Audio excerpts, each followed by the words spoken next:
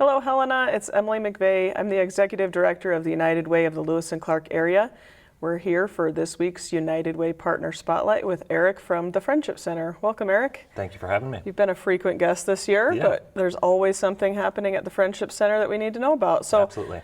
In October's Domestic Violence Awareness Month, why is it important to increase awareness about domestic violence?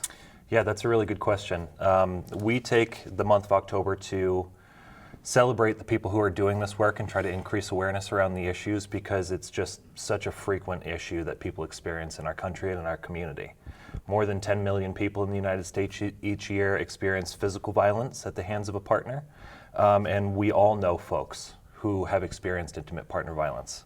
1 in 4 women and 1 in 9 men in their lifetimes experience some form of intimate partner violence, and that often results in post-traumatic stress, injury, fearfulness, and those folks need the resources that the Friendship Center and other organizations provide. It's really important also to remember that this isn't just one community's issue.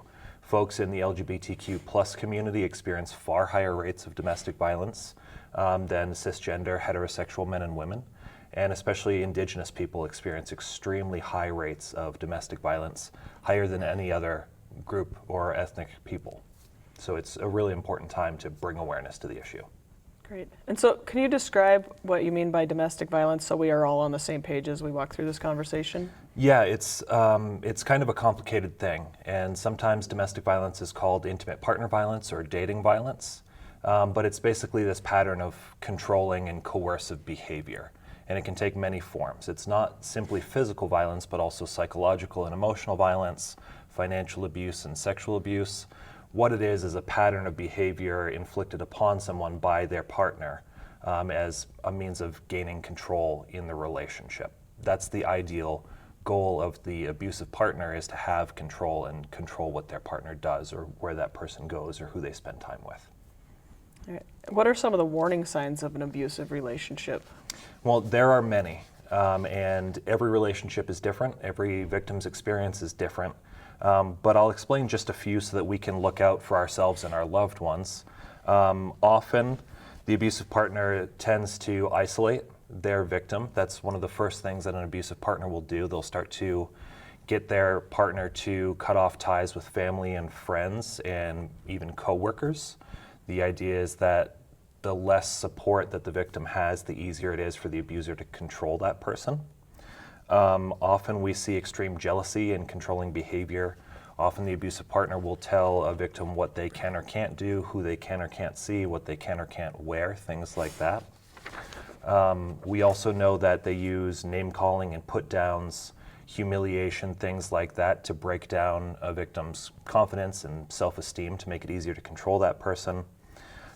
They gaslight victims. Abusers are great at taking things and making them seem like they didn't happen the way that the victim perceives that they happened. And that's another piece of that isolation tactic, because if a victim doesn't really believe in their own experience, they're far less likely to seek support from friends or family members. And then most importantly is that abusive partners don't take responsibility for their actions. They blame everybody else for everything that's happening, and usually they put that blame directly on the victim themselves. So there used to be a wheel or a sort of a visual that we would hand out to people so they could understand what those pieces look like. Is that still a thing that's available for people to have a visual idea of what that looks like? Yes, and we use it frequently. It's called the Power and Control Wheel. And they make them for teens, for adults, for people of different ethnic groups and different gender orientations and things like that. And essentially that's what it is it's a wheel of abusive behaviors. And we'll often use that with victims and survivors to help them put words to what they've experienced. A lot of folks don't self-identify as domestic violence victims or survivors. But so when we sit down with a client, we show them the Power and Control Wheel, we can say, does any of this seem familiar to you? Have you experienced these things? And all of a sudden we have a shared language to then use for safety planning and gathering other resources. And it's probably best if they can walk through that with support of somebody from the Friendship Center, but is that something that people can access online if they're curious if that might be what the situation looks like? A simple internet search for the Power and Control Wheel will bring it up. It's made by a group out of Duluth, Minnesota. all of those wheels are, and there's lots of resources online. Great, good to know. So what are some of the misconceptions about domestic violence that we should address this month or always? Yeah, always. There are so many. People often get confused about what the causes of domestic violence are, and we tend to blame things like uncontrolled anger, substance abuse, mental illness, and poverty. And we know that those are all things that can increase the likelihood of intimate partner violence and definitely escalate the level of violence that's happening in a relationship. But the fact is that the only true cause of domestic violence is the abusive partner.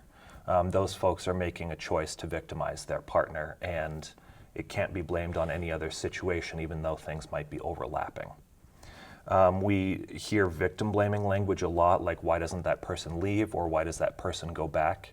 And the fact is that there are so many complicated reasons that someone would stay in an abusive relationship. Often that's children with the abusive partner. Often the victim is financially dependent on the abusive partner, which is a part of that control, that financial abuse. They may not have access to resources like transportation or their important documents like their license, passport, birth certificate, anything like that. And the truth is that the most dangerous time for domestic violence victims is when they end that relationship. Because of the nature of power and control in domestic violence relationships, as soon as that victim tries to leave and break away from that, the abusive partner feels that sense of losing control and escalates dangerously. So we know in this country that the number one time when women are killed leaving domestic violence relationships is within a year of when they break off that relationship. So intuitively, victims know that they're actually safer in the home than they are when they leave. And it's really important too to recognize that domestic violence is not this family issue or private matter, and it's not between a husband and wife, it's a community issue. We know these folks. Whether we are aware of the fact that we know victims and survivors of domestic violence, we all do. Statistics tell us that. And it also has huge economic effects on our community, and it affects kids too. Kids who witness domestic violence in their homes are far more likely to either engage in perpetration of violence or suffer at the hands of a violent abuser later on in life. So it's really important that we look out for kids by helping to support abuse victims. Well, and I think with the misconceptions, I've done the mock scenario where you walk through, you get a life handed to you, yes, and you have to walk through that situation. And we all think, like sitting here in my chair right now, I think I have support people I can go to. I have all these things in place, but you don't know how it's going to play out, because as you walk through those mock scenarios, you're staying at a friend's house, but then your friend decides you can't stay there anymore because you have 3 kids and they're loud, or right. Also, your friend lives out in the valley and your kids go to school downtown. There's so many things that we don't think about. Yeah. And you think, oh, I can handle it. I've got it. But then as you walk through that and you realize I don't have the financial means to live on my own, and I don't know how my kids are going to get everywhere they need to be. And all of those pieces, until you're really walking through that situation and that becomes your mock life for a moment, that you realize how very difficult it is to work out Absolutely. that whole change of your life, lifestyle, all the things, and then, not to mention the court situations and all of the things that cost money on top of that. So I think if people think sitting in my chair over here, I think I've got it, and then knowing that it is not as easy as it seems. Not at all. And you just never know what thing's going to get thrown at you as you walk through that. And exactly. Yes, I have great friends, but they may not want me and my 3 kids living with them forever. So, True. and figuring, and right now housing is a huge problem, and childcare is a huge problem, and so to not put that on the victim to say, well, just go figure it out. I could figure it out. Well, no, I probably couldn't figure it out. Exactly. It is not as easy as it seems. And if you have never done it, if there's ever a walkthrough, a mock situation, those are well worth taking advantage of. I've done it for domestic violence. I've done it for people who are on welfare systems and those kinds of things. And it's never quite as you think it will be. No, not at all. So, it's very complicated. Yeah, it's an incredible experience to have. So tell us what we can do to help end domestic violence. Yeah, I mean, we can all take some individual responsibility for supporting survivors and also preventing domestic violence from happening to the next generation of folks. We can do that by challenging these misconceptions, and we can do that by letting folks in our lives know that if they're experiencing something, that they can come to us as support people, right? Because the abusive partner is trying so hard to isolate that victim, we can work against that by saying, hey, I saw something or I heard something that concerns me. I'm worried about you. If you ever want to talk about it, I'm here to listen. And that's what we need to do. We can't force victims to leave abusive relationships, but we always can be prepared to support them if they choose to. We can say things like, I'm sorry this is happening to you. What can I do to be helpful? Are there some resources that you need that I can help you get in touch with?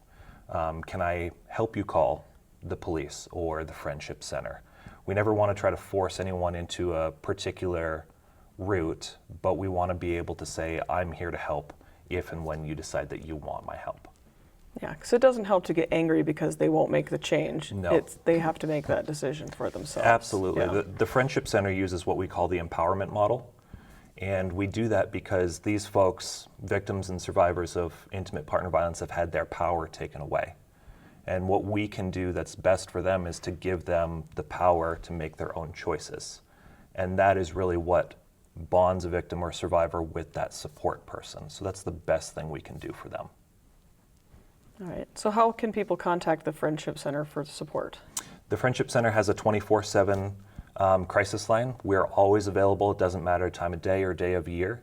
And that phone number is 442-6800, 24/7.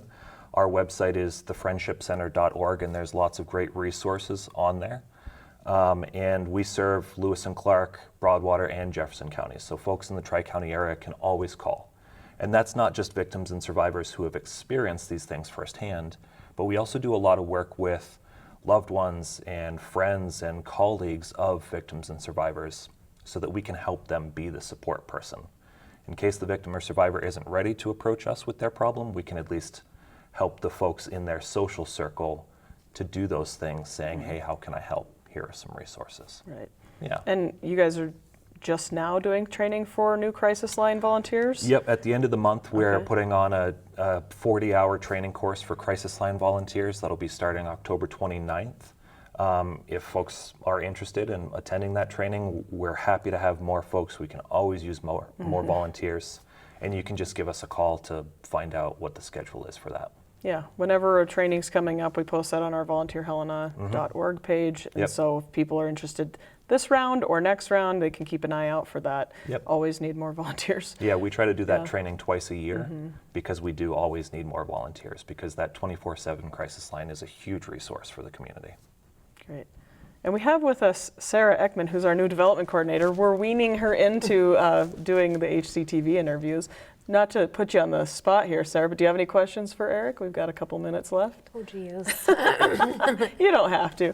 Usually I end things with, actually, I do you do. need any donations? What kind What kind of, I didn't hear you say exactly, what kind of services does the Friendship Center offer for those people that are in those kinds of situations and need assistance? That's a really good question. So I'll clarify that the Friendship Center supports survivors of not only domestic violence, but also sexual assault and stalking. And we provide a full suite of services for all those folks. So that can look like crisis intervention on our crisis line, ongoing emotional support. We help those folks sometimes with financial assistance and material assistance if they need gas for the car or if they need money for a bus ticket to get home to some family. We have an on-site shelter for women and their dependent kids. We do serve people of all genders and ages. So for men, we would shelter them off-site because it's a communal living space. Okay. And then we do some of those more complicated things like non-attorney advocacy services. So our advocates will often help folks to file for orders of protection or file for parenting plans, and then we'll go to court with those folks just to be there for emotional support. Wonderful. So there's lots and lots of services that we offer. Great, thank you. Yes. classes and groups, and are Yeah. those back in after COVID? We're kind of reimagining what those Yeah. groups look like. Yep, and then I do a lot of work with youth in the community. I spend some time in the high schools, and we do a lot of work with Carroll College. And schools in the Tri-County area are always welcome to call and see if there's some way that we can partner together to educate youth about what healthy relationships look like. That's great. Anything else? Nope, that's all All for right. me. Well, thank you, Eric, for joining us again. And thanks, Sarah, for letting me put you on the spot there.